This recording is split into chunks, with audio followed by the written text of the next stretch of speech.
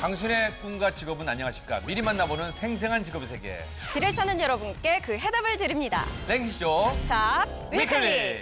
야, 요즘 더워도 너무 덥습니다. 우리 취준생 여러분들 힘드시죠? 우리 또 부모님들 아휴, 좀 보양식 좀 먹어라 이렇게 걱정들 많이 하시는 것 같아요. 네, 그래서 제가 보양식보다도 더 효과 만점인 음식을 소개시켜드리도록 하겠습니다. 일단 이 취업 걱정으로 불안하고 초조하다 싶을 때는 생양파가 좋다고 하고요. 또 시금치에도 마음을 편안하게 해주는 영양분이 있어서 기분을 한층 업 시켜준다고 합니다. 이뿐만이 아니라 블루베리 그리고 바나나, 물을 많이 섭취하면 집중력이 향상이 된대요. 야, 이 소영 씨 준비 많이 하셨네요. 그러니까 물도 많이 드시고요. 이럴 때는 공부보다는 좀 쉬셔야 됩니다. 그리고 건강을 먼저 챙기시는 거. 이렇게 얼마나 알짜 정보를 전해줍니까? 어떻게 또 괜찮았나요? 괜찮았습니다. 네. 앞으로도 저 취업 캐스터 소영이가요. 여러분들을 위해 발빠르게 다니도록 하겠습니다. 네, 100만 취중생의 알쏭달쏭 속마음을 알아보는 랭쇼. 오늘의 주제는요. 대학생이 가장 일하고 싶은 기업에 대해서 얘기 나눠보겠습니다. 본격적으로 얘기 나눠보겠습니다. 랭쇼 자, 위클리! 위클리!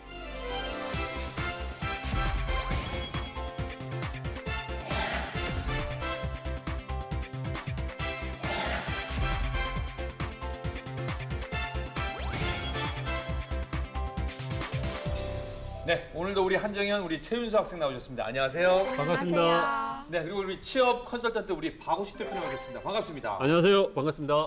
야, 이 벌써 8월인 게요. 이제 대학생들 방학도 얼마 안 남은 것 같은데 혹시 뭐 좀 알차게 보내셨는지 아니면 좀 아쉬움이 남는지. 저는 원래 좀 방학 때 푹 쉬고 놀아줘야 다음 학기에 좀 공부할 맛이 나는 좀 그런 학생이어서 네. 이번에 정말 열심히 쉬고 놀았는데 아쉬운 점이 있다면 아직도 알바를 못 구했어요. 그래서 그게 좀 아쉬워요. 네, 아쉽지만 푹 쉬세요. 네. 좋은 일 생길 겁니다. 우리 윤서 씨는 어때요? 저는 저번 방학까지는 계속 뭐 아르바이트네, 인턴이네 아니면 영어 공부, 뭐 자격증 공부 여러 가지 했었는데 저도 약간 쉬어가는 그런 템포가 좀 필요할 것 같더라고요. 네, 그래서 이번에는 동아리 다음 기수 준비하는 뭔가 필수적으로 꼭 해야 되는 일 아니면은 조금 한숨 돌려가려고 그러고 있는데 되게 나름대로 알차게 보낸 것 같아서 뿌듯해요. 그래서 취준생들의 하루를 살펴봤더니요. 보통 오전 10시에 기상을 해서 아침밥 먹고 조금 체육 공부 뜬 거 보다가 그러면 금세 또 토익 공부해야 되고 저녁 먹고 이러면 금방 저녁 10시가 된다고 해요. 근데 여기서 그치는 게 아니라 새벽 3, 4시까지 자소서를 쓰다 보니까 이게 너무 안타까운 현실인 것 같아요. 요즘에 제가 취준생들 대상으로 강연을 많이 가보면요. 그냥 일어나고 공부하고 밥 먹고 공부하고 자고 이게 끝이더라고요. 그냥 다람쥐 쳇바퀴처럼 돌아가는 건데 그러면 또 여러분들 또 건강도 많이 신경 써야 되는데 사실은 최근에 현실이 많이 어렵죠, 박 대표님? 네, 그렇죠. 우리 이제 뭐 권 대표님도 말씀을 해주셨지만은 이제 그 취준생들이 저도 이제 뭐 지금 취준생들과 같이 여름방학을 보내고 있는데 굉장히 이제 몸과 마음은 바쁜데 사실 제가 조금 취준생들한테 좀 드리고 싶은 얘기는 뭔가 성과가 없이 보내는 경우가 사실 좀 많다라는 좀 느낌이 들어요. 그래서 취준생분들이 이제 자기 어떤 목표들을 좀 분명히 하고 이제 방학 기간에 자기가 부족한 부분들이 뭐가 있는지 그래서 어떻게 그 부족한 역량들을 쌓을지에 대해서 조금 전략적 고민들을 하고 체계적 준비를 하는 것이 여름방학을 보냈을 때 좀 후회 없이 보내는 방법이 아닐까라는 생각이 듭니다. 그러니까 또 지나간 시간을 후회하는 것보다는요. 오늘 지금 여기는 남아있는 시간이고 4시간이거든요. 그러니까 오늘부터 여기부터 최선을 다하시면 될 것 같습니다. 근데 중요한 건요. 이렇게 밤낮 없이 공부해서 20-30군데 취업 원서를 냈는데 이게 되느냐? 안 되는 경우가 많거든요. 그러니까 합격할 때까지 여러분들 그래도 여러분의 미래 직업이니까 꿈을 잃으시면 안 됩니다. 꿈꾸고 행동하고 실천하고 공부하면은 그 직업이 여러분의 목표가 되리라고 저는 믿습니다.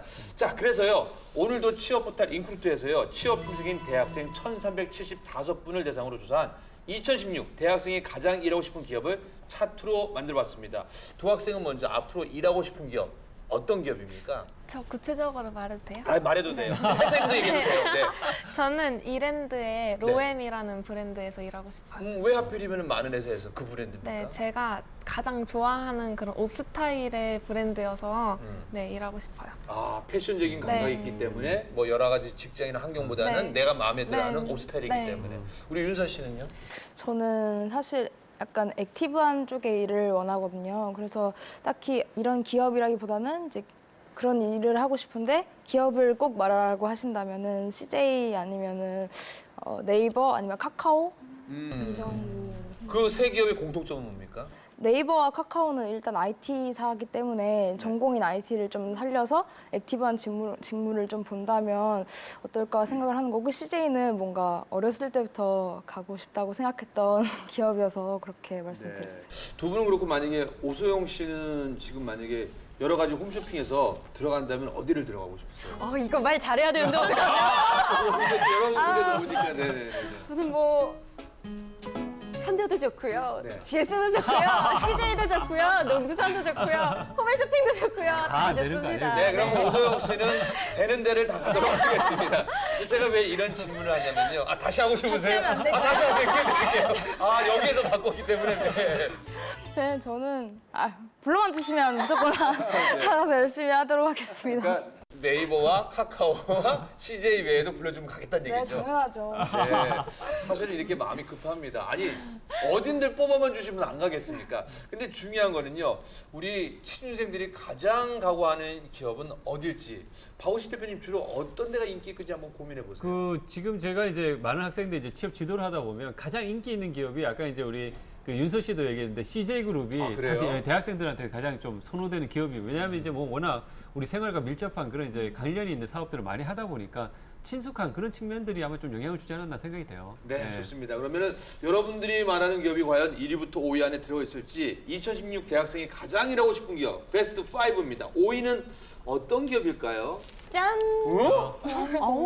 기업이 아니라 국민건강보험공단이면 공기업이거든요. 네.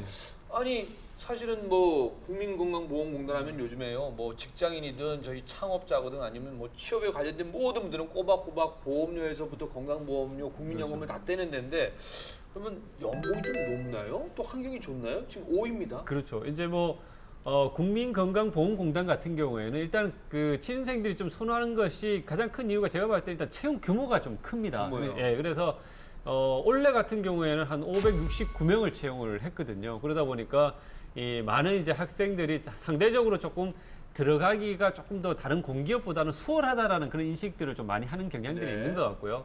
그래서 이제 국민건강보험공단 같은 경우에는 작년 같은 경우에는 경쟁률이 한 45대 1 정도 됐었거든요. 그러면 이제 지원했었던 응시자들이 거의 한 28,000명 정도 된다고 볼 수가 있으니까 상당히 많은 지원자들이 관심을 갖는 그런 이제 기업이라 볼 수 있을 것 같고, 연봉 같은 경우에는 좀 직무에 따라서 조금 차등은 있는데 2,500 정도 내외에서 좀 이제 그 생각하시면 될 것 같아요. 그래서 이제 국민건강보험공단 같은 경우에는 아무래도 여직원 비율이 조금 높은 그런 이제 기업이라고 볼 수 있기 때문에 아무래도 여성 친화적 그런 기업 문화들이 좀 잘 갖춰져 있다라고 좀 볼 수 있고 여학생분들이 또 많이 좀 선호하는 그런 기업이라고 볼 수 있을 것 같습니다. 네. 네, 저 궁금한 점이 있는데요. 취준생들한테 사실 공기업은 정말 꿈의 직장인데 그렇다면 뭐 건강이나 봉사, 보험 이쪽 전공자들만이 지원을 할 수 있는 건지 궁금해요. 그러니까 국민건강보험공단이니까요. 네. 네. 근데 이제 국민건강보험공단도 이제 모집하는 직무가 있어요. 이제 행정직이 좀 한 360명 정도 뽑고 그다음에 이제 요양직을 뽑는데 요양직 같은 경우에는 조금 전공이 네. 이제 사회복지학이나 이제 관련 전공자들이 좀 이제 그 우대되는 경향들이 있고요. 이제 행정직 같은 경우에는 뭐 전공에 구분이 없어요, 사실. 그렇기 때문에 이제 뭐 전공과 상관없이 어떤 분이든지 이제 좀 지원할 수 있다고 볼 수 있을 것 같습니다. 네, 맞습니다. 제가 또 실제 공단에서 일하시는 분의 얘기를 들어봤는데요. 비전공자도 지원이 물론 가능하고요. 입사 후 한 달 동안 합숙을 한대요. 그렇기 때문에 전공자가 아니어도 괜찮다고 합니다. 그런데 여기서 하나 팁을 드리자면요. 이 봉사 동아리 활동이 학교에 큰 도움이 됐다고 하더라고요. 오소영 씨 그거 확실한 정보죠? 확실합니다. 알겠습니다. 동아리 가입하겠습니다. 네. 자, 좋습니다. 근데 또 중요한 거는요. 아깝게 순위에 탈락했지만 아시아나항공과 대한항공에 대한 승무원에 대한 관심도 많았고 항공사 취업에 대해서 굉장히 관심 많았는데 혹시 두 분은 기회가 된다면 항공사 어떠세요? 저는 어렸을 때 로망이 있었는데 일단 연봉도 높은 편이고 혜택이 정말 많잖아요. 네. 그래서 관심이 가고 저는 개인적으로는 객실 승무원보다는 지상직 승무원에 좀 더 관심이 있어요. 지상직 네, 승무원. 뭔가 좀 더 편할 것 같아요. 편할 것 같아요? 해보세요. 안 고생합니다. 편해요? 네, 제 아내가 알겠습니다. 승무원이기 때문에. 윤서 씨는요? 저도 아무래도 되게 로망 같은 게 있었는데 그거 말고도 저희는 여대여서 그런지는 모르겠는데 대한항공이나 이런 측에서 직접 나와서 설명회를 하기도 하더라고요. 뿐만 아니라 저희 과에서도 이제 선배님들이 항공사로 취직하신 분들이 굉장히 많은데 이제 SNS에 계속 올라오잖아요. 근데 보면 되게 엄청 만족하고 계시더라고요. 그래서 되게 저도 나름대로 매력이 많은가 보다라고 생각을 했었어요. 네, 여대생들은 한 번쯤 꿈꿔봤을 만한 이 항공사의 연봉과 채용 시기를 제가 알아봤는데요. 지상직 승무원인 경우 연봉이 2,500만 원에서 2,800만 원이라고 하고요. 또 객실 승무원은 연봉 3,500만 원으로 꽤 높습니다. 네, 또 외항사 연봉도 4천만 원 이상이라고 하는데요. 대한항공과 아시아나항공은 10월부터 11월까지 하반기 채용을 하고요. 정기 채용과 캠퍼스 리크루팅을 비롯해서 4번까지 채용을 진행한다고 하니까 이 점 참고하셔서 진행해 주시면 좋을 것 같습니다. 네, 이제 그 순위에 없지만서도 항공사 직업도 굉장히 인기를 얻고요. 5위는 국민건강보험공단이었는데 4위에는 또 어떤 직업이 또 어떤 회사가 랭크되는지 궁금하거든요. 네, 자 어떤 회사일까요? 네, 짜잔. 오. 역시. 근데 저는 깜짝 놀란 게 사실은 삼성전자가 1위나 2위 정도에 나올 것 같다는 생각이 들었는 게요. 왜냐면요, 이 설문조사를 13년째 하고 있는데 10년 연속 1위에서 4위로 거의 떨어진 적이 없다고 합니다. 그러니까 지금은 좀 1위에서 2위, 3위 아닌 4위로 좀 밀려난 편인데 삼성전자에 입사하고 싶은 마음 왜 있다고 생각하십니까? 아무래도 높은 연봉 때문인 것 같고요. 그리고 무엇보다 우리나라 최고 대기업이라고 하는 그런 네임밸류가 있잖아요. 그 영향이 큰 것 같아요. 그러니까 야야 거기 이름 소개팅 했는데 어제 삼성전자 오 받을래! 당장 소개시켜줘! 뭐 역시나 뭐 연봉이나 복리후생 같은 측면도 있겠지만 저는 아무래도 삼성 하면은 신입사원들 교육의 삼성이라고 하잖아요. 교육을 많이 시킨다. 네, 거기서 뭐 삼성 다니다가 뭐 이직을 하게 되더라도 다른 회사에서도 뭔가 삼성에서 왔다고 하면은 되게 그렇게 보는 경우가 많더라고요. 그래서 그런 부분도 있지 않을까. 아니, 저도 2014년도에 삼성전자 이제 대표 강사는 저희 소속 강사 4분이 갔는데요. 3월부터 6월까지 모든 임직원은 예외 없이 하루씩 오전 9시부터 오후 5시까지 강연을 들어야 되는 거거든요. 그러니까 교육 시스템은 정말 잘 되는 것 같은데 오세영 씨 만약에 남자친구가 삼성전자다. 괜찮습니까? 너무 괜찮죠? 영광입니다. 사람들이 왜 이렇게 취준생들이 삼성전자를 가고 싶어 할까요? 글쎄요.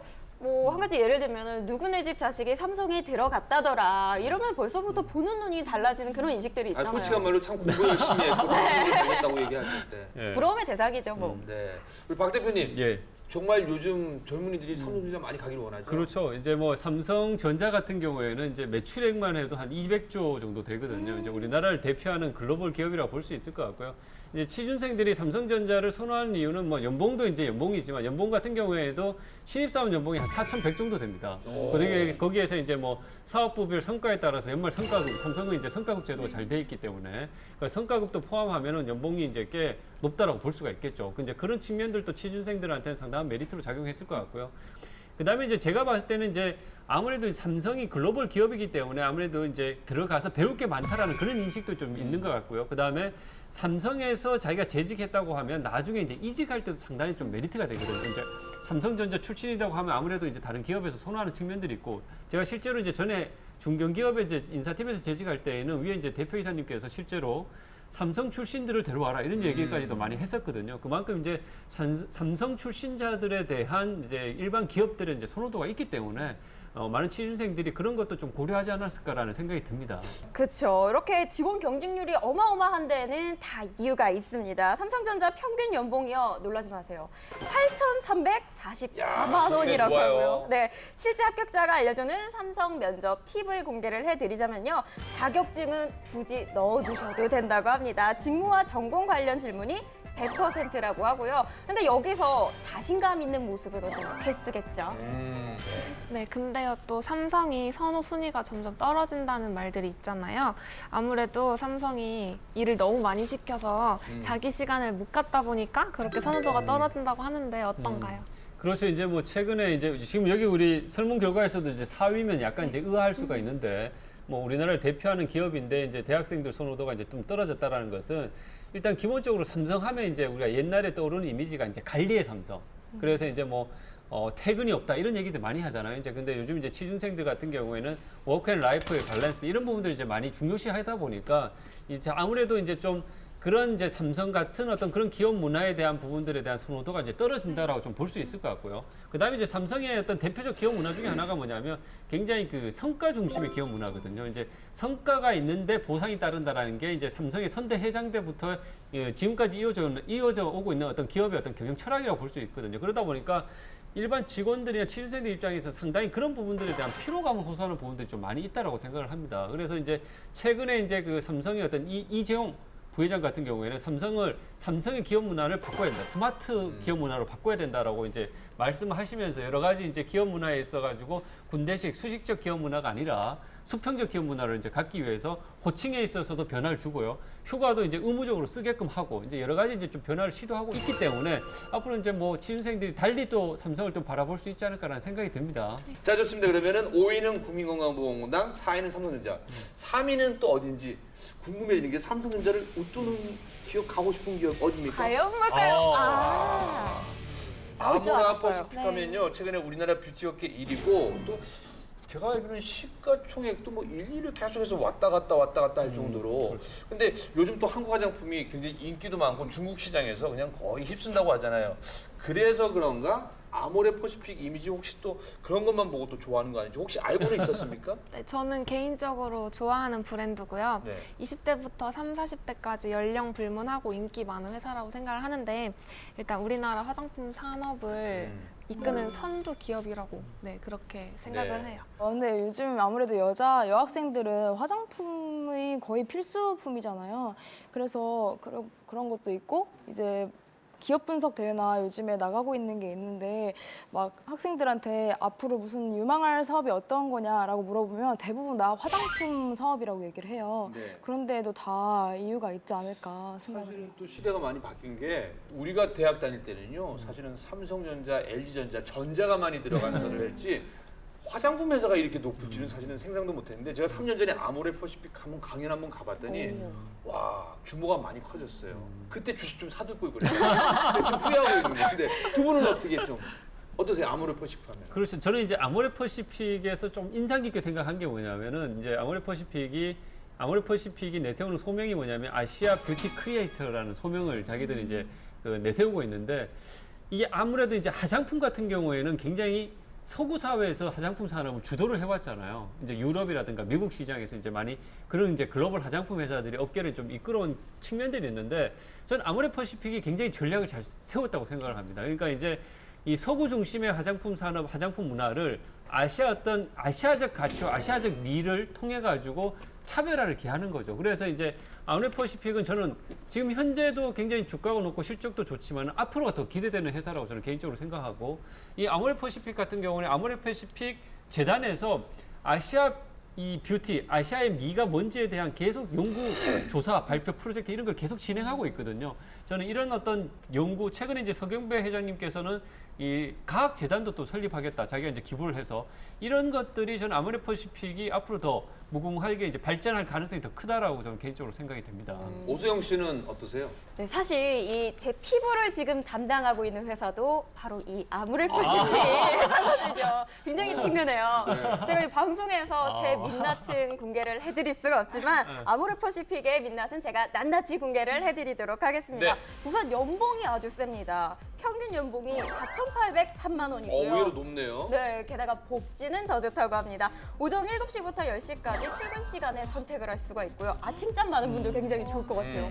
네, 그리고 워낙 개방적인 이 기업 문화로도 유명한데요. 50대 임직원분들이 부분 염색을 한다? 그리고 직원분들이 반바지를 입고 출근을 한다고 해요. 또 이렇게 팀장님, 부장님 이렇게 부르는 호칭을 없애고 누구누구 씨, 누구누구 뭐 주치의님 이렇게 친근한 호칭을 부른다고 하니까 너무 친근한데요? 네, 이런 회사라면 어떨 것 같으세요, 다들? 저는 당장 입사하고 싶어요. 선포단 회사 상이에요. 네. 윤서 씨는요? 저는 아무래도 그 엔터 쪽에서 인턴을 2번 해봤는데 엔터의 특징이 굉장히 자유로워요. 뭐 복장도 그렇고 뭐 회사 분위기가 되게 자유로운데 그게 정말 중요하더라고요. 뭐 하나 하려고 할 때도 그렇고 되게 어디 엄청- 인턴인가요? 엔터 인턴이 아, 어떤 회사인지 저는- 밝힐 수 있어요? 네. 네, 유니버설 뮤직에서도 했었고 로엔 엔터테인먼트에서도 했었고 했었는데 근데 저 같은 경우에는 좀 섭섭할 것 같아요. 아니 내가 26년 동안 일해서 부장님 뭐 이사님 그 했는데 그거를 버려갖고 권영찬님 아니야? 야너 지금 신입사원이 지금 이사님한테 이래도 돼. 조금 섭섭할 것 같은데 또 요즘 문화가 제가 이렇게 다른 홈쇼핑을 많이 가잖아요. 뭐 권영찬 선생님 그런 말 안 하고 권영찬 게스트님 오셨어요 하면은 처음에는 좀 낯설었어요. 근데 누구님 해주니까 이렇게 뭔가 서로 이렇게 커피 한 잔 미리 뽑아주는 게 아니라 서로 같이 이렇게 대접해 주면 좋을 것 같다는 생각이 좀 들더라고요. 네. 저희 뭐 첨부해서 좀 말씀을 드리면 이제 아모레퍼시픽 같은 경우에 이제 화장품 회사 특징이 좀 그런 측면들이 있는데 여직원 비율이 굉장히 높습니다. 이제 여직원 비율이 전체 직원에서 한 65% 정도 차지하다 보니까 아모레퍼시픽 같은 경우에는 여성 친화적인 어떤 그런 복지 제도들이 잘 갖춰져 있다라고 좀 말씀을 드리고 싶은데 대표적인 게 아모레퍼시픽이 이제 어린이집을 운영을 해요. 이제 출산을 해서 자녀를 이제 키우는 저도 이제 뭐 3살짜리 이제 딸내미를 키우지만 육아에 대한 부분들 이게 가장 고민이 많이 되거든요. 그래서 이런 직장 내 어린이집이 있다라는 것은 이제 그 워킹맘들한테는 상당히 좋은 그런 복지 제도라고 말씀을 드릴 수 있을 것 같고 하루에 한 12시간을 이제 회사 내에서 봐준다고 하더라고요. 그다음에 이제 아모레퍼시픽 같은 경우는 본사와 전국에 있는 한 9개 사업장 내에서 여성 전용 휴게실도 또 따로 운영을 하고 있다고 합니다. 이런 이제 여성 친화적 기업 문화를 이제 갖고 있어서 2012년도에는 그 남녀 고용 평등 관련해서 대통령 표창도 받았다고 합니다. 그렇기 네. 때문에 뭐 여학생분들이 또 관심을 좀 가져볼 만하지 않을까라는 생각이 들어요. 질문이 있는데요. 아무래도 아모레퍼시픽은 뷰티 회사다 보니까 뭐 면접을 보러 갈 때 헤어나 아니면은 의상이나 뭐 이런 부분에 있어서 되게 개성이 있게 아니면 세련되게 되게 신경을 써서 입고 가야 될 것 같은데 어떤 부분을 좀 더 신경을 써서 면접을 보러 가야 될지 궁금해요. 근데 이제 많은 그 학생들이 그런 질문을 하는데 저도 이제 뭐 그런 뷰티 업계에 이제 그 면접 준비하고 합격시켰던 학생들한테 굳이 그럼 뷰티 업계라고 해서 뭐 예를 들어 뭐 풀 메이크업하고 복장을 좀 더 튀게 입거나 이런 부분들에 대해서는 그럴 필요가 없다라고 얘기를 하거든요. 면접은 면접 자체에 좀 충실할 필요가 있다라고 좀 말씀을 드리고요. 그래서 이제 예를 들어서 이제 이런 뷰티 업계 같은 경우에는 특히 이제 좀 관련 이제 업계에 대한 좀 공부들을 좀 많이 하는 것이 굉장히 좀 필요하다는 말씀을 드리고 싶어요. 이제 화장품 같은 경우에는 뭐 예를 들어서 내가 화장품 산업이나 화장품 트렌드, 요즘 소비자들 20대, 뭐 30대 여성분들이 선호하는 어떤 그런 화장품 제품들이 뭐가 있는지, 어떤 화장품 원료가 좀 선호되고 요즘 이제 앞으로 좀 더 각광받을지 이런 부분들에 대한 충분한 공부들이 나중에 이제 면접장에서 그런 내용들을 사실 더 많이 물어보거든요. 이제 그런 준비들이 좀 더 필요하다고 생각을 하고 그래서 관련해서 그런 이제 그 블로그 활동이라든가 뭐 대외 활동 이런 것들 좀 해주는 것도 굉장히 좀 도움이 되지 않을까라는 생각이 듭니다. 특히나 제 생각에는요. 우리가 이 화장품 CF를 패러디하면은 면접 때 좀 큰 점수를 얻지 않을까 그럴 싶거든요. 수도 있겠는데. 네, 요즘에 개그맨 박나래 씨가 탕웨이 씨 패러디를 해서 굉장히 화제를 모으고 있거든요. 어떻게 우리 식구들도 같이 박나래가 탕웨이 흉내를 내면 떨어질 것 같다. 근데 한번 해보실래요? 우리 네. 두 분 해볼래요? 우리 누구 먼저 하실래요? 저부터 해볼까요, 그럼? 네, 그럼 오소영 씨 먼저. 네. 저희가 광고를 잡자고요. 랭킹쇼가 광고가 들어올지 누가 알아요? 저부터 갑니다. 네. 큐. 아모레퍼시픽 놓치지 않을 거예요. 탕웨이 느낌은 네, 낡은 것 같습니다. 네, 최윤서 씨는. 가나요? 큐. 아모레퍼시픽 놓치지 않을 거예요. 성현 씨는요? 저는 아까 말씀드렸던 기업 얘기하면서 할게요. 그러면 네. 큐. 로엠 놓치지 않을 거예요. 너무 그새 귀엽네요. 또 저를 좀 뽑아주세요. 아니 사실은 이런 적극적인 자세 중요합니다. 오늘 정말 분위기가 훅 달아오는 것 같은데 이렇게 훅 달아오는 분위기를 좀 쉬어서 가겠습니다. 오늘부터요 정말 새로운 코너입니다. 매주 일요일인데요. 핫 코너 보셨죠? 우리 주치가 옷을 바꿔 입었습니다. 바구식의 이름하여 잡상인입니다. 근데 코너 이름이 명품 장인도 있는데 왜 하필이면 잡상인. 얼굴이 네. 좀 싸게 생겨서 그런가? 아, 네. 잡상이 이제 오해를 하시는 분들이 계시는데 네네네. 이게 지금 취업과 직업에 대해서 네. 속속들이 제가 이제 주치의로서 그 정확한 정보를 팔겠다는 의미예요. 물론 네. 이제 돈은 안 받습니다. 무료로 팔겠습니다. 그래서 궁금한 점이 있으면 우리 잡 위클리 통해서 언제든 물어주시면 감사하겠습니다.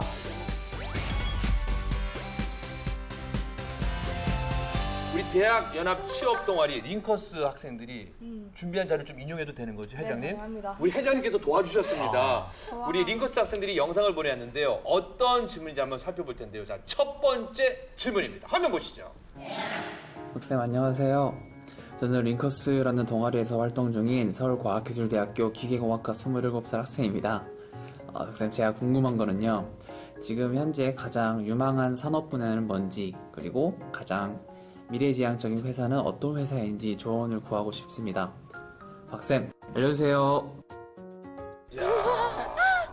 우리 링커스는 다 메모로 뽑나 봐요. 근데 밥 잡상인 대표님, 예. 이거 어떻게 대답 가능하시겠습니까?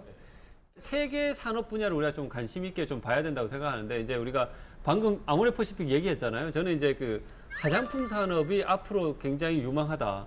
지금 현재보다도 앞으로 가능성이 더 크다. 그리고 이제 아무래도 우리가 이제 인문계 학생들이 취업이 잘 안 된다는 얘기를 하고 있는데 제가 이제 뭐 헤드헌터 일도 하고 있지만 화장품 쪽에 이제 마케팅이라든가 상품 기획자들이 지금 상당히 좀 부족한 상황이거든요. 이제 그런 쪽에 관심을 갖는 것도 저는 굉장히 괜찮다라고 보고요.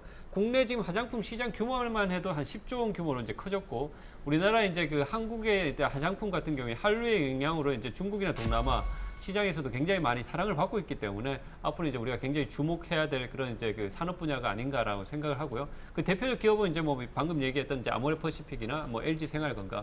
요즘에 이제 그 엔터테인먼트에서나 뭐 유통에서 제약회사에서도 새롭게 이제 화장품 사업에 많이 뛰어들고 있어요. 그래서 이제 많은 기회가 좀 있을 수 있는 산업 분야다라고 좀 말씀을 드리고 싶고요. 그 다음에 이제 그 두 번째는 아무래도 이제 IT 분야라고 볼 수 있겠죠. IT 분야는 이제 워낙 범위가 넓죠. 이제 뭐 이 IT 산업 분야 같은 경우에도 지금 우리가 산업의 어떤 생산액 자체가 계속 이제 증가하고 있는 상황이고 지금 제4차 산업혁명 이제 대표적 기술이 이제 뭐 빅데이터라든가 인공지능 이런 기술들이 앞으로 기업에서 많이 지금 투자가 이루어지고 있기 때문에 관련 분야 쪽에서의 어떤 전문 인력들이 계속적으로 필요할 것이다. 그리고 이제 IT 같은 경우에는 전 세계적으로 수요가 이제 많이 늘어나고 있는 상황이죠. 지난 방송에서 이제 뭐 해외 취업 관련해서 이제 말씀을 드렸지만 미국이라든가 일본 같은 경우에서 IT 전문 인력에 대한 수요들이 계속 좀 늘어나고 있는 상황이기 때문에 IT 쪽에 좀 관심을 갖는 것도 굉장히 저는 좀 필요하다고 생각을 하고요. 마지막으로는 이제 콘텐츠 산업 분야. 이제 뭐 아까 이제 말씀을 드렸지만 이제 증강현실이나 가상현실 이게 지금 전 세계적으로 2025년 되면 전 세계 시장 규모가 한 80조 정도 된다고 하거든요. 그러면 이제 증강현실이나 가상현실이 이제 시장 규모가 커지면 거기에 기반해서 여러 가지 이제 콘텐츠들이 이제 중요시 될 수밖에 없기 때문에 뭐 교육이든 영화든 여러 가지 이제 콘텐츠들이 생산될 수밖에 없기 때문에 이런 콘텐츠 산업 분야도 우리가 좀 관심 있게 봐야 되지 않을까라는 생각이 듭니다. 야, 박수 한번 보내드리겠습니다. 역시 주치이시네요. 제가 잡상인이라고 오해해서 죄송합니다. 예, 사실은 예. 제목이 잡상인이지 예. 바구식의 명품 취업이었습니다. 아, 감사합니다. 그리고 지금 이 화면은요, 우리 또 질문들은 우리 대학생 여러분들이 직접 찍어서 핸드폰으로 저희한테 보내준 거니까 여러분들 언제든지 혹시 나도 이런 게 궁금합니다 하면 보내주시면 저희가 적극 반영하도록 하겠습니다. 자, 이제 두 번째 질문인데요. 화면 함께 보겠습니다. 안녕하세요. 링커스 동아리에서 활동 중인 고려대학교 보건환경융합과학부 24살 전현우입니다. 요즘 인턴 자리 구하는 것조차 쉽지 않아서 질문 드립니다. 입사 준비 시 그 직무에 필요한 역량을 쌓는 방법 중 추천해 주실 만한 방법이 있을까요? 박쌤, 알려주세요.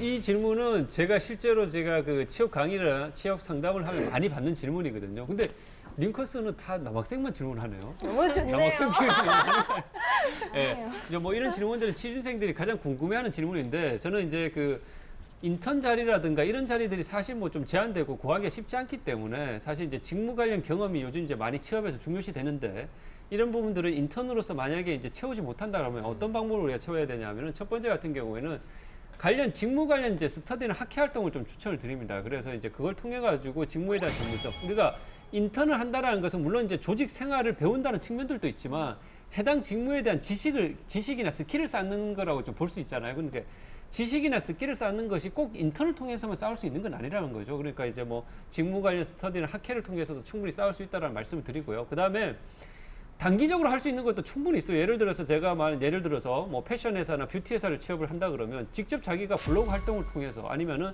자기가 뭔가 상품을 기획해서 그것을 한번 직접 회사에다가 한번 제출해 보는 것도 이것도 어떤 인턴 활동은 아니지만은 스스로가 그런 것은 충분히 할 수 있다고 저는 생각하거든요. 그런 걸 통해 가지고 실제로 이제 그 직무에 대한 지식을 좀 쌓을 수 있다고 생각을 하고요. 그다음에 관련 산업 분야에 대한 뭐 대기업 경제연구소라든가 논문 이런 것들 좀 참고해서 좀 공부를 해놓는 것도 저는 굉장히 도움이 많이 된다고 생각을 합니다. 이제 이런 활동들을 통해 가지고 여러분들이 직무와 관련된 경험들을 충분히 저는 보완할 수 있으리라고 생각을 합니다. 네. 갑자기 사람이 달라 보이는 게 지난주에 박우식 대표가 달라졌어요라는 제가 또. 근데 하나 더 추가를 잠깐 하면은 아까 우리 이제 그 윤서 씨가 그런 얘기 이제 뭐 현직자와 이제 그 취준생과 매칭 이런 이제 비즈니스도 관심 있다고 하셨는데 저는 이제 현직자를 만나보는 것도 굉장히 추천드립니다. 그래서 뭐 여러분들이 이제 직접 뭐 회사에 전화를 하든 뭐 메일을 보내든 아니면 이제 직접 찾아가든 이런 다양한 방법을 통해서 현직자를 통해서 실제 직무들에 대해서 현장감을 좀 키우는 것은 취업하는 데 굉장히 도움 많이 된다고 생각합니다. 네, 여러분은 지금 랭쇼 잡 위클리의 대표적인 코너 박우식의 잡상인을 지켜보고 계십니다. 그럼 세 번째 우리 질문 함께 들어와 있습니다. 한번 보시죠.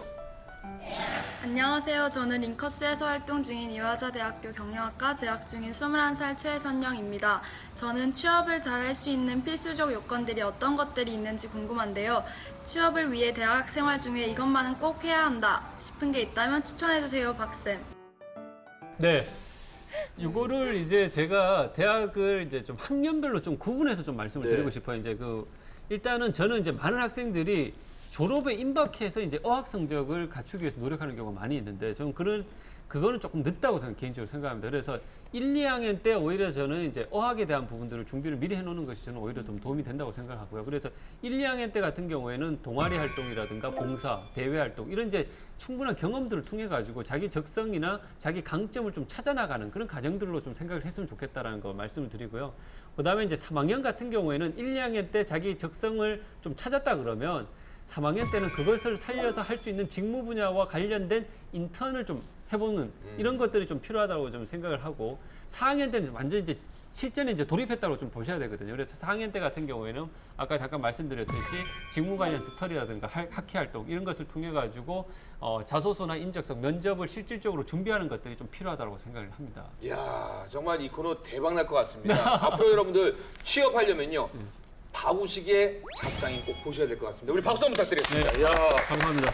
이 대박도 지금 보이는데요. 자, 네. 그러면 저희가 지금 5위부터 3위까지 쭉 알아봤는데요. 대학생이 가장 일하고 싶은 기업 2위는 어딘지 궁금하시죠? 한번 볼까요? 2위 만나보시죠. 2위입니다. 짜자자자잔. 있을 줄 알았어요. CJ 제일제당 하면요. 왜 해무로도 유명하고 네. 또 왜냐면은 뭐 햇반인가요? 네. 또 김이 모락모락 나는 밥도 유명한데 또 최근에는 또 돼지 문화를 많이 선도하는 기업으로 잘 알려 있잖아요. 이미지가 요즘 젊은 친구들이 어떻습니까? 그렇죠. 이제 뭐 아까 잠깐 말씀드렸듯이 CJ 그룹 자체에 대한 기업 취준생들의 이미지는 상당히 좋은 편이라고 말씀드릴 수 있고 제가 이제 실제로 이 공채 시즌에 보면 웬만한 학생들은 CJ를 다 지원하는 것 같아요. 그만큼 이제 CJ에 대한 선호도가 높은데 그것은 이제 어쨌든 아무래도 우리 생활과 밀접한 여러 가지 사업을 하다 보니까 굉장히 우리가 이제 친숙하기 때문에 우리 좀 선호되는 측면들이 있다고 생각을 합니다. 근데 CJ 제일제당 같은 경우에는 CJ 그룹의 거의 모태 기업이라고 볼 수 있어요. 그래서 CJ CJ 제일제당 같은 경우에 1953년도에 일단 이제 설립이 됐고 이제 CJ 같은 경우는 여러분 이제 많이 아시겠지만 이병철 회장이 이제 삼성의 창업주잖아요. 이제 삼성의 옛날에 CJ 제일제당 같은 경우 제일제당이었는데 그것이 이제 92년에 이제 계열 분리가 된 겁니다. 계열 분리가 돼서 이제 CJ 그룹으로 이제 독립이 된 거고 분리될 때만 해도 CJ 그룹의 전체적인 매출은 한 1조 2천억 정도 규모였었는데 작년 기준으로 이 CJ 그룹의 매출 규모는 전체 한 23조 원 정도로 많이 올라왔네요. CJ 그룹의 어떤 성장이 굉장히 지금 가파르게 좀 이루어졌다라고 좀 볼 수 있기 때문에 많은 학생들이 좀 더 CJ에 관심을 갖고 있지 않는가라는 생각이 듭니다. 사실은 저희 때나 저희 큰형님 세대 때 그 형님들이 이게 휘문고라는 데 나왔거든요.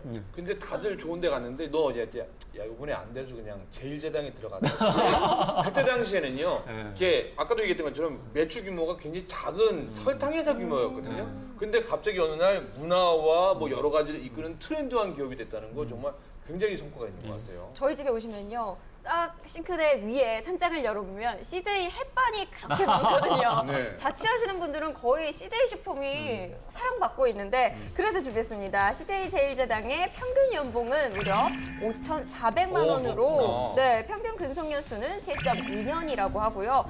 제약과 식품 등 다양한 분야에 도전해 보시는 건 어떤가 싶은데요. 근데 CJ 제일제당이 면접이 그렇게 독특하다면서요? 네, CJ의 어떤 그 채용 프로세스를 한번 좀 잠깐 말씀을 드리면 CJ 같은 경우에 일단은 1차 서류 전형을 하고요. 그다음에 이제 서류 전형 항목도 좀 직무에 좀 더 초점 맞춰서 작성하는 것이 좀 필요합니다. 그다음에 이제 인적성 검사를 치룬 다음에 이제 면접을 이제 치루는데 1차 면접 같은 경우에는 이제 그 직무 관련해서 팀 PT 발표 그런 이제 면접 팀 관련한 주제들이 주어져요. 그러니까 어떤 주제가 이제 주어지고 거기에 대해서 개인의 의견을 발표한 다음에 그 팀으로서 의견을 다 통합한 다음에 팀 발표를 또 하는 그런 이제 면접 방식이에요. 그다음에 이제 직무 면접이라고 해서 실질적으로 직무 수행하는데 필요한 지식이나 경험들을 집중적으로 물어보는 그런 직무 면접을 하고요.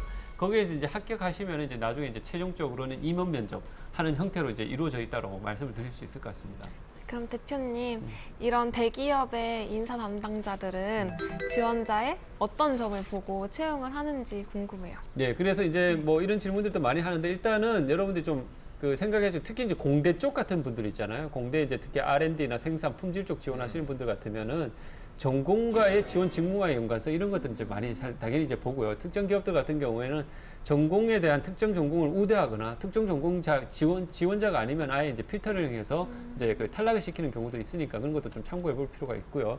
그다음에 두 번째는 최근에 어떤 그 기업의 어떤 채용 트렌드 중에 가장 이제 그 중요한 트렌드가 뭐냐면은 직무와 관련된 이 경험과 준비 정도를 많이 보거든요. 그래서 직무와 관련해서 이 지원자가 얼마나 준비됐고 직무 관련해서의 어떤 경험이나 지식이 얼마나 있는지 이런 부분들이 충분히 좀 어필이 돼야 된다는 거 말씀을 드리고요. 그다음에 그 기업의 인재상이라든가 조직 문화와 이 지원자가 얼마나 적합할지 이런 부분들이 서류 전형 과정에서 자기소개서 과정에서 좀 많이 참고가 된다라고 좀 말씀드릴 수 있을 것 같아요. 자, 좋습니다. 그러면요. 지금 5위부터 2위까지 남았는데 나올 만한 기업은 다 나온 것 같은데 과연 1위는 어디가 차지할지 굉장히 궁금해지는데요. 네, 대망의 1위입니다. 야, 오늘 윤서 씨가 지금 두 회사나 찍어냈습니다. 제일제당과 네이버. 어떻게 그런 성견지명이? 네, 네이버라고 한다면 제 네이버 다니시는 분을 직접 컨택을 한 적도 있어요. 네이버도. 역시 근데 엄청나게 뿌듯해 하시더라고요. 다니는 거 되게 좋다. 원래 대부분 우리 회사 다 좋아라고 말을 잘 안 하시잖아요. 근데 엄청나게 뿌듯해 하셨고 저 네이버 도서관이나 막 이런 거 직접 가봤거든요. 근데 진짜 다니고 싶다 이런 생각 들더라고요. 아니, 말씀을 잘해준 게 네이버는요 160개 기업 중 무려 10%의 득표를 기록하면서 1위에 올랐는데요. 우리가 사실은 뭐 스마트폰이나 뭐 PC만 하더라도 네이버 아니면 다음이잖아요. 네. 그리고 제가 이제 마케팅하면서 네이버 계열사의 게임사를 들었는데 네이버 건물 안에 있어서 들어갔는데 좀 깜짝 놀란 게 여기가 무슨 미술관으로 왔나? 맞아요. 아니면 커피숍으로 왔나 할 정도로 깜짝 놀랐고 또 최근에는 또 이 네이버의 자회사는 또 그 라인을 미국과 또 일본 시장에서 상장하면서 또 젊은이들에게 또 주가가 또 워낙 많이 올라서 좀 주목을 많이 받는 거 아닌가라는 생각하는데 우리 먼저 우리 오소영 씨라면은 어떻게 가겠어요? 네이버요? 갈 것 같아요? 저는 방송만 하고 싶습니다. 네이버에서 또 방송을 진행하더라고요. 네, 잘 부탁드립니다. 최근에 네이버에서 다양한 분 하는 게 MCN에서 직접 이렇게 뭐 홈쇼핑이나 스타들 찾아가서 그래요? 1인 방송을 하는 걸 제가 보고 깜짝 놀랐거든요. 혹시 우리 정현 씨는 어때요? 네이버에 어떤 게 마음에 드세요? 저는 그냥 일단 가장 인지도 높은 포털 사이트다라는 점을 맞아요. 크게 높게 사고 있어요, 스스로. 우리 윤서 씨는 현장에 가보니까 다른 기업과는 좀 어떤 게 좀 마음에 드는 것 같아요?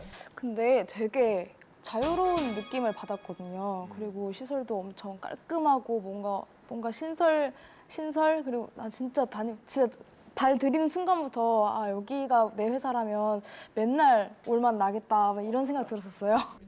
우리 박우식 대표님은 현장에 있으니까 어떻게 보세요? 네. 뭐 네이버에 대한 학생들의 선호도가 많이 좀 높아지고 있는 상황이고 이제 네이버가 이제 분기 매출이 1조를 넘었다고 해요. 그만큼 이제 그 외형적인 성장도 많이 좀 이루어졌고 우리 아까 이제 그 건 대표님 말씀하셨듯이 그 라인이 이제 메신저죠. 그게 이제 일본과 미국에 상장이 되면서 이제 대박을 터뜨렸죠. 그리고 일본이나 이제 동남아 쪽에서는 거의 이제 국민 메신저라는 얘기를 들을 정도로 이제 많이 이제 사랑을 받고 있고 그러다 보니까 이제 미래의 성장 가능성에 대한 부분들도 학생들이 많이 좀 주목을 하는 것 같고요. 그리고 이제 여기 이제 이혜진 의장이 여기에 이제 좀 안주하지 않고 이제 뭐 사물 인터넷이라든가 뭐 자율주행 자동차 이런 이제 새로운 어떤 미래 먹거리에 대한 투자들을 또 많이 좀 하고 있거든요. 그래서 그런 부분들에 대한 어떤 그 가능성들 이런 부분들을 또 취업 준비생들이 좀 높게 평가하지 않나라는 생각이 듭니다. 우리 오소영 씨, 제일 중요한 건 5위부터 쭉 해서 지금 샅샅이 민낯을 공개하고 네. 있잖아요. 1위 네이버의 민낯은 어떻습니까? 네, 마지막 대망의 1위 네이버의 그것이 알고 싶다. 먼저 평균 연봉은요 6,801만 원이에요.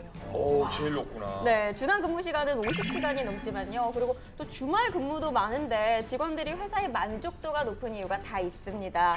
바로 성과를 내면 인정을 바로바로 해주기 때문에 성취감이 높다고 해요. 또 주어진 업무는 무조건 책임진다는 원칙 아래에서 자유롭게 출퇴근을 하는 책임 근무제도 도입을 하고 있고요. 여성 차별이 적은 기업 1위로 네이버가 꼽혔대요. 근데 이렇게 되게 유망하고 선망하는 대기업들도 되게 입사했다가 1, 2년 만에 퇴사를 하고 그런 친구들이 꽤 있는 걸로 알고 있어요. 근데 어떻게 생각하시는지.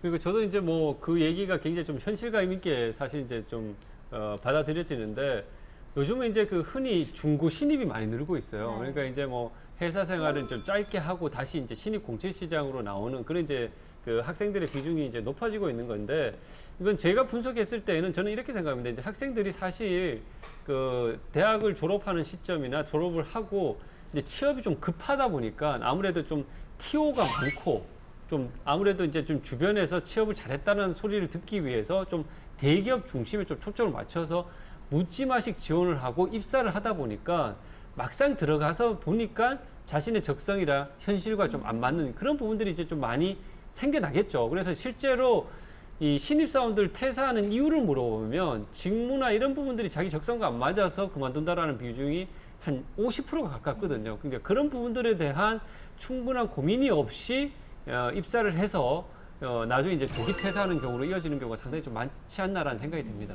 박 대표님, 예. 사실은 나한테 100% 완벽한 기업은 없지 않을까라는 생각을 해보거든요. 그렇죠. 기업이라는 곳이 사실 그 본질적인 부분들에 있어서 사실 큰 차이가 없는 측면들이 사실 있다라는 거죠. 그래서 여러분들이 좀 어떤 회사를 들어갔을 때 저는 이제 사실 제가 이제 직장 생활에서는 사실 실패자입니다. 이제 직장 생활에 있어서는 좀 솔직하시군요. 그렇죠. 직장 생활에 있어서는 실패자인데 오히려 그렇기 때문에 어떻게 하면 직장 생활을 잘할 수 있느냐에 대해서는 좀 더 저는 그게 정답이래요. 네, 그걸 좀 더 정말 체험을 바탕으로 저는 얘기해 줄 수 있을 것 같아요. 제가 몸으로서 네. 좀 약간 흥분한 것 같은데. 아주 좋습니다. 예, 그래서 정말 그러니까 여러분들이 정말 욱하지 말고 좀 참고 기다리다 보면 여러분들이 인정받고 여러분들이 또 환영받을 수 있는 시기가 반드시 온다라는 거 좀 기억했으면 좋겠다는 거 말씀을 좀 드리고 싶습니다. 네, 맞습니다. 그러니까 여러분들 어떠한 조건이나 환경을 보는 것도 물론 중요합니다. 근데 중요한 거는 내가 좋아하는 일인지 아니면 내 적성과 맞는지 꼭 체크하시길 바라겠습니다. 자, 이제 다음 코너입니다. 우리 박오식 대표의 잡상인처럼 지난주에 우리 토요일 날 방송이 나오고 난리가 났는데요. 대학생 취준생과 우리 학부모를 위한 희망의 메시지를 전하는 코너입니다. 취업 힐링 강연 힘내라 청춘. 우리 오늘 두 번째 시간인데요. 어제에 이어서요. 한국코치협회 이사이자 퀀텀 코칭센터 대표인 우리 최동화 코치님 모시겠습니다. 반갑습니다. 어서 오세요.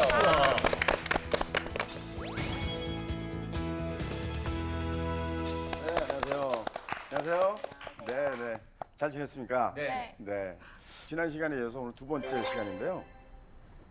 오늘은 이제 그런 그 삽질을 하는 데 있어서 내가 또 할 일이 있다라는 차원에서 그것도 그러나 이제 스트레스 상황이 아닌 애써서 뭘 하려고 그러는 게 아니고 아주 그 중요한 팁이 생각이 나서 그 얘기를 좀 드리면 좋을 것 같아서 이렇게 나왔습니다.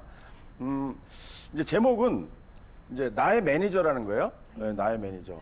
우리 사회자님께서는 네. 매니저가 있으시죠? 네, 흔히 좀 하기 싫은 거 있으면 야 매니저 뭐 맞을 때 되면 야 매니저 네가 대신 맞춰. 아, 매니저는 이제 뭔가를 대신해 주는 사람이군요. 그렇죠. 네. 근데 그 매니저가 내 안에 혹시 있으면 어떨까 하는 생각을 오늘 같이 한번 해보려고 이야기를 좀 시작을 해보겠습니다. 자, 잘 나가는 사람들은 비서나 매니저가 있죠. 우리 사회자님 좀 잘 나가시다 보니까 매니저가 있으시고. 저는 매니저가 있을까 없을까요? 있으실 것 있을 것 같은데. 같아요. 그래? 네. 네. 안에 있습니다, 안에. 네, 안에. 네. 제가 그 얘기를 하려고 했거든요. 네, 밖에는 없어요. 네. 근데 이 매니저들은 정말 이 자기 매니저의 이제 오너죠. 자기를 고용을 했으니까 그 오너에게 굉장히 충성을 다하고 그 사람만을 위한 어떤 행동을 하고 생각을 늘 하죠. 24시간 한다고 봐도 혹시 무슨 사고나 치지 않을까 뭐 이런 생각도 하고 또 사고가 나면 또 수습해야 되고 이런 이제 매니저들의 일이 있습니다. 그게 안에 있다면 또 어떤 생각이 들까 하는 생각을 같이 해볼 건데요. 자, 이제 보통 우리가 그 매니저가 안에 있다고 했을 때 생각할 수 있는 셀프 매니저를 생각을 하죠. 셀프 매니징이라든지 뭐 이런 셀프 컨트롤 뭐 이런 걸 떠올릴 수가 있습니다. 이런 자기 관리, 자기를 관리할 수 있는 사람이 또 이것도 스펙이에요. 근데 우리 스펙하면 너무 싫어. 그래서 이거를 자기 관리를 스펙이 아닌 관점에서 바라볼 수 있는 건 없을까 이런 생각을 좀 해볼 수가 있는데 셀프 매니징이라든지 셀프 컨트롤 이런 것들이 자꾸 셀프라는 말이 들어올수록 도대체 내가 모든 걸 또 내가 다 해야 돼? 내까지 게 이거 뭐 가뜩이나 어려워 죽겠는데 또 내가 해야 될 일이 이렇게 많단 말이야. 이런 생각이 들면은 이것도 하기 싫어지는 거예요. 이거 하기 싫어집니다. 그래서 이렇게 셀프가 중요하긴 한데 그 셀프라는 말만 들어도 좀 불편해지는 그런 부분들을 좀 힐링을 할 수 있으면 좋겠다는 생각을 좀 하는 거죠. 좋을까요? 괜찮을 것 같아요. 괜찮을 것 같습니다. 네, 매니저 월급 안 주고 내가 알아서 다 하니까. 그렇죠. 뭔가 할 수가 있는 어떤 뭐가 있다면 한번 생각을 해보겠습니다. 자, 그래서 저는 이런 거예요. 관리자, 매니저지만 보통 우리가 매니지먼트 그러면 보통 회사에서는 관리자죠. 근데 매니저, 셀프 매니저라고 했을 때 그걸 나를 관리한다 이렇게 생각하면 좀 어려워진다는 얘기죠. 그 얘기를 하시는 거구나. 관리자라고 생각하지 말고 또 매니저가 감시하나요? 이렇게 맨날 이러고 뭐 멀리서 몰래 감시하나요? 가끔 제가 뭐 하려면 형님 지금 결혼하신 분 이러시면 안 됩니다. 네. 그건 감시하는 게 아니고 와서 보고 얘기해 주는 것도 관찰하는 거죠, 관찰. 네. 계속해서 관찰하면서 이야기해 주는 거죠. 자, 그래서 이 매니저라는 것은 제일 중요한 의미는 뭐냐면 관찰자입니다, 관찰자. 관리를 하거나 또 감시하는 게 아니라 관찰을 해서 그 관찰된 바를 이야기해 주는 거. 이것이 매니저의 가장 중요한 부분입니다. 그래서 내 편이라는 거죠, 내 편. 내 편이 내 밖에 있는 월급 주는 어떤 매니저는 내 편일 듯이 내 안에 있는 매니저가 있다면 그 매니저가 완전히 내 편일 수 있을 때 어떤 일이 벌어질까 한번 생각을 해보겠습니다. 자, 그때는 이제 메타인지라는 말이 약간 좀 어려운 말일 수도 있는데 메타인지는 교육 심리학에서 나온 말입니다. 공부를 하는 학생이 자기가 지금 어디까지 공부했나를 아는 능력, 이게 메타인지라는 거예요. 자기가 뭐를 알고 뭐를 모르고 자기가 어디까지 공부했구나를 아는 능력이 공부를 잘하는 능력이라고 합니다. 그래서 그 메타인지를 키울 수 있는 방법을 또 연구를 하고 있어요. 근데 이 셀프 매니저라는 측면도 이 바로 메타인지가 발달을 해야 된다는 거죠. 근데 메타인지가 굉장히 어려운 거냐? 그게 아니죠. 그냥 보는 거예요. 보는 거. 외부에서 나를 보듯이 보는 겁니다. 어떤 생각으로? 아무 생각 없이. 그게 굉장히 중요합니다. 그래서 관찰이라는 말이 나오는 거예요. 관찰을 생각 없이 생각을 많이 하면서 관찰하면 그건 감시가 됩니다. 자, 내가 나를 관찰을 하는 건데 자, 여기에서 중요한 개념이 하나 더 필요합니다. 그 이너게임이라고요. 아주 유명한 책이 있는데 이 책에 보면 셀프 1과 셀프 2라는 걸 상정을 해놓고 설명을 합니다. 그래서 셀프 1은 뭐냐면 지시하고 평가하는 쪽이에요. 그러니까 나에게 뭔가를 지시하고 또 나에게 자꾸 그러면 돼, 안 돼. 너 안 되잖아. 뭐 이렇게 지시하고 평가하고 그다음에 경험하고 또 자기 환경에 의해서 자신을 제한하는 거죠. 너 그거 전에 했는데 안 됐잖아. 그리고 네가 이런 환경에서 그거 할 수 있을 것 같아. 자꾸 이렇게. 우린 그렇게 많이 살고 있죠. 네. 그리고 그게 평소에 나예요. 그죠? 맞아요. 평소에 우리 자신 아니겠습니까? 솔직히 얘기하면. 네네. 그러니 이제 나는 나에게 도움이 될까요, 안 될까요? 나를 화나게 하고 네. 스트레스 받게 할 거예요. 그렇죠. 나를 화나게 하죠. 나를 잊게는 하지만 나를 어떤 때 굉장히 힘들게 합니다. 그럴 때 셀프 2라는 것을 상정을 했는데요. 이 2는 뭐냐면 이야기를 듣는 쪽, 내 이야기를 그냥 듣고만 있어요, 일단. 그리고 관찰하고 있습니다. 우리가 이렇게 살다 보면은요, 내가 어떤 일을 할 때 뭔가 뒤에서 바라보는 내가 있는 것 같은 느낌, 그럴 때가 있습니다, 사실은. 경험과 관계없이 본래의 잠재 능력이 있는 내가 있습니다. 그거는 사실은 이제 이거를 원래 우리가 이런 게 있다라는 걸 알고 있잖아요, 그죠? 근데 이것을 셀프 1과 셀프 2로 한번 나눠본 거예요. 그래서 내면에 자연스럽게 유능한 나죠. 원래 만들어졌던 나. 근데 그것이 우리가 경험과 어떤 환경에 의해서 자꾸 흐릿해지고 왜곡되는 거죠. 예, 그럴 때 이제 셀프 1과 셀프 2가 있는데 이 이너 게임이라는 책에서는 이런 셀프 1과 셀프 2가 자연스럽게 커뮤니케이션 하게 해서 셀프 2가 셀프 1을 도와주고, 그러니까 제가 아까 말씀드렸던 이 셀프 2가 매니저 역할을 하게 되는 거죠. 자, 그래서 지금 제가 아까부터 관찰 얘기를 하고 있는데, 관찰해서 뭐 할 건데, 관찰하면 관찰된 리포트만 받으면 끝인데 그게 나한테 무슨 관계가 있을까 하고 생각을 하실 수가 있는데, 이 관찰만으로 엄청난 변화를 일으킨 예는 수도 없이 많습니다. 예를 들어서 이 책에 소개된 것인데 치과 병원의 대기 시간 개선 사례가 있는데요. 이건 뭐냐면 이 치과는 워낙 잘 되는 치과다 보니까 막 대기 시간이 너무 긴 거예요. 대기 시간이 한 20분이 막 넘어가고 막 30분, 40분 이렇게 되니까 떠난단 말이에요. 고객들이. 그러니까 이제 안 되겠다. 이거 우리가 좀 더 효율성을 높여야 되겠다. 이런 생각을 했는데 고민하다가 어떤 방법을 택했냐면은, 물론 이제 그건 어떤 코치를 만나서 이제 코칭을 하면서 나왔던 결론이에요. 뭐냐면 관찰입니다. 관찰. 그러니까 치과가 이렇게 가 보시면 아시겠지만 바깥에는 접수대가 있고 안에는 치료진이 있잖아요. 그죠? 근데 치료진이 볼 때는 열심히 하지만 계속 저기 막 사람들이 많이 밀려 있다 보니까 부담되는 거예요. 그리고 접수대는 불안한 거예요. 또 저러다 갈까 봐. 예, 이제 이런 여러 가지 이제 상황이 있었는데 어떤 아이디어가 나왔냐면, 자, 그러면 오늘부터 이 치료진들이 기대하는 치료자의 수를 적어보자. 그거를 이제 1시간대별로 지금 몇 명이 있을 것이다. 지금 몇 명이 있을 것이다. 기대수를 적고, 여기는 같은 시간대로 지금 몇 명이 있다. 몇 명이 있다. 이거를 시간대별로 적어본 거예요.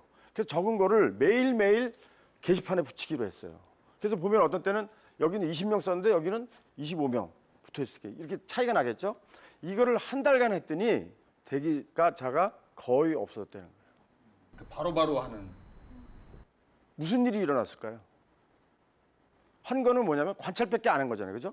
예상했고, 여기서는 저쪽에서는 몇 명 남았는데 적기만 하면 돼요.